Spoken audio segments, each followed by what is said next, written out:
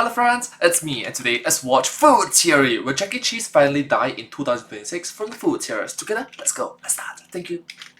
Chuck E. Cheese has done it. They've finally listened. 2 years after we gave them the blueprint for success on this very channel, gave them the tools they needed to rise from the ashes of their questionable pizza, they've launched something for the customers like you and me that grew up with Chuck E. Cheese but are now firmly in our 20s and 30s. They've modernized, matured, and reinvented the brand for the older audiences by stripping away literally every single thing those older audiences actually liked. Hello, Internet! Welcome to Food Theory, where a theorist can be a theorist. And for us... Hello, Internet! Welcome to Food Theory. I recognize the Tom and Santi references. What that is clear as day, because you've clearly clicked that subscribe button down there. But for Chuck E. Cheese, they seem to be confused as to who their audience is, which leads us to the question, who the heck is keeping Chuck E. Cheese in business? But in case you're lost, let me catch you up super fast. A couple of years ago on this very channel, we dove into the question of whether Five Nights at Freddy's killed Chuck E. Cheese. After all, Chuck is a heavy inspiration for the massively successful franchise, so it makes sense to think that CEC's fall in popularity was at least in part because of people clamoring for the horror version of the animatronics we all grew up with. If you haven't seen that episode, definitely do. But basically, we gave Chuck E. Cheese the blueprint for success. Don't fear FNAF or your brand. Embrace it. Older audiences want horror and immersive experiences with the IP they like. There's a reason why this year's Halloween Horror Nights was so anticipated. FNAF made its debut. I got to go and check it out for myself. Eat the food, get the soul scared out of me, and I have to say, it was awesome. That's why we told Chuck to lean into the nostalgia that's actively dominating pop culture right now. Lean into the fact that generations of fans are obsessed with spooky animatronics, retro pizza parlors, and warped childhood memories. So with all that said, clearly Chuck got the memo from us, because they finally announced a brand new line of arcades aimed specifically at their older audience, from older teens to adults in their 20s and 30s. And just in time for the FNAF 2 hype, they took the parts people love, the tickets, the food, the drinks, the retro games, the animatronics, and got rid of all of them. Seriously, Chuck's Arcade, as it's being called, is just all the new shiny games you find at Chuck E. Cheese's now, just in a mall, with none of the good stuff. The only horror-like element is that the old mascot suits are kept in giant glass boxes for people to get creeped out by as they walk around. Honestly, who asked for this? When was the last time a whole adult thought, you know what would make this Chuck E. Cheese better? If it didn't have any of the games I loved as a kid, didn't have those pesky tickets, and didn't have anything for me to eat. Spoiler? Never. With stores closing and revenue Spoiler? Never. I saw that.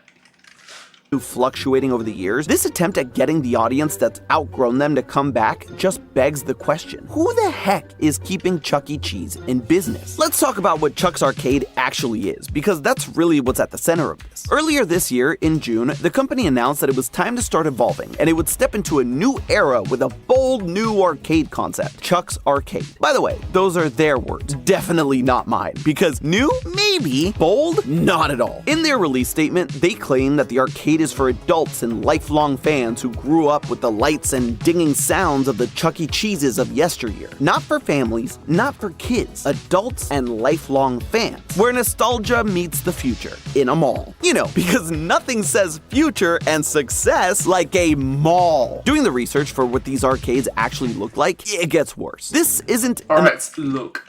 If the food theorists have given you the answers years ago, you could take it as consideration and try it out for a couple of months, you know. The food theorists is quite a big community, you know.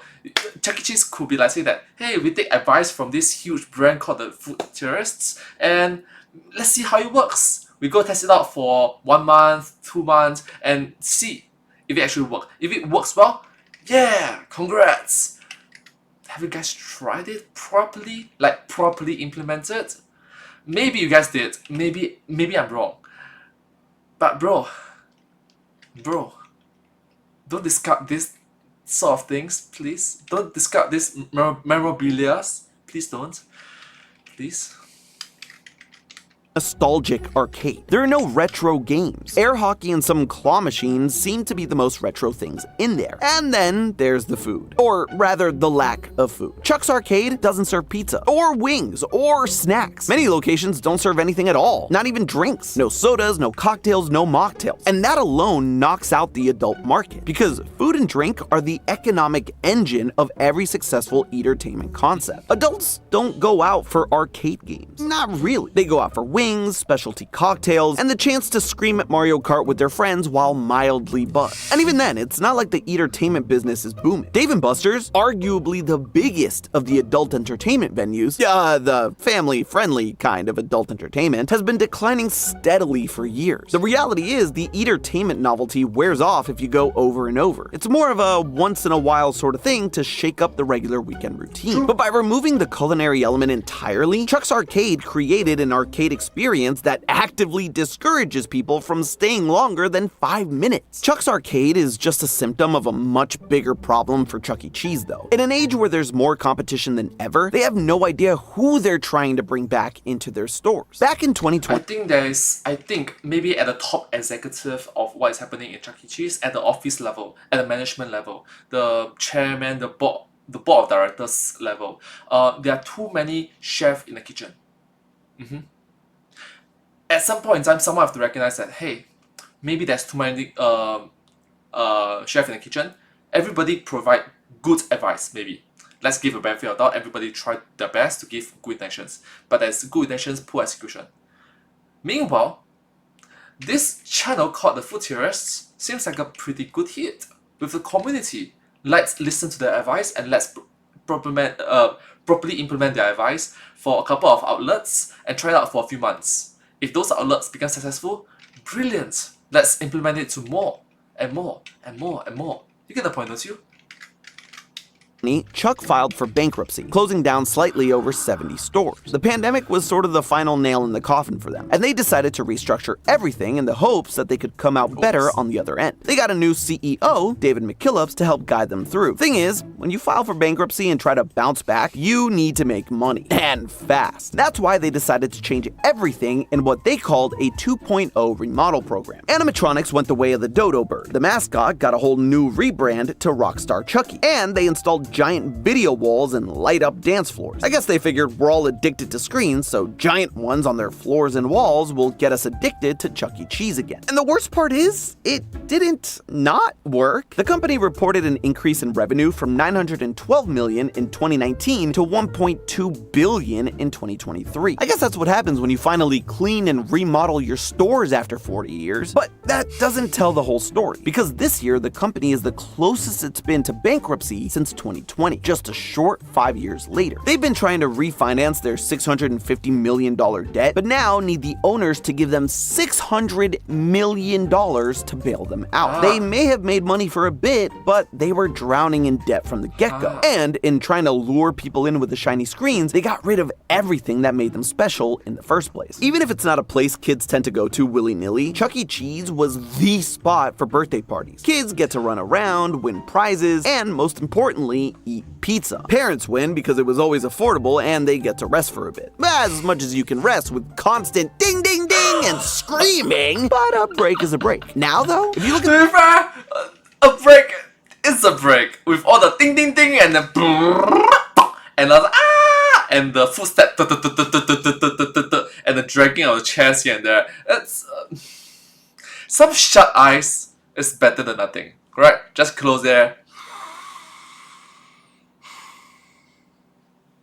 For 5 minutes, for 10 minutes of shut eyes. After 5 minutes, after 10 minutes, let's get back to proper parenting. their cheapest package, $100 for 6 kids, there's no pizza at all. You don't even get hosts like Rockstar Chucky to appear. You have to get the upgraded packages to not even get multiple full pizzas. It's 2 slices per kid. Seriously. Sure, there's 1 extra pizza, but if you have a party of 10, that's not even a 3rd slice for everybody. And that's why I said Chuck E. Cheese doesn't know who its audience is anymore. Because they're not appealing to the adults with the arcade, and they're not even appealing to the kids or the parents of the kids who would want want to spend their birthday there. They've taken away everything that could help them compete, and Chuck's Arcade is no exception. Their game rooms are generic, with games that you can find at any entertainment venue, and you can at least get food at those while you try and get enough tickets for something you could have just bought on Amazon for a fraction of what you spent. Them trying to pull at our nostalgia strings is just a cheap way to bring people back now that nostalgia is king. But all they're doing is reminding customers of how much better Chuck E. Cheese used to be. It didn't have all the fancy technology or the mall arcades for adults. It had questionable pizza galore, tickets, and animatronics that spawned a horror franchise that Tom won't shut up about. Their first biggest mistake FNAF! Five Nights at Freddy's.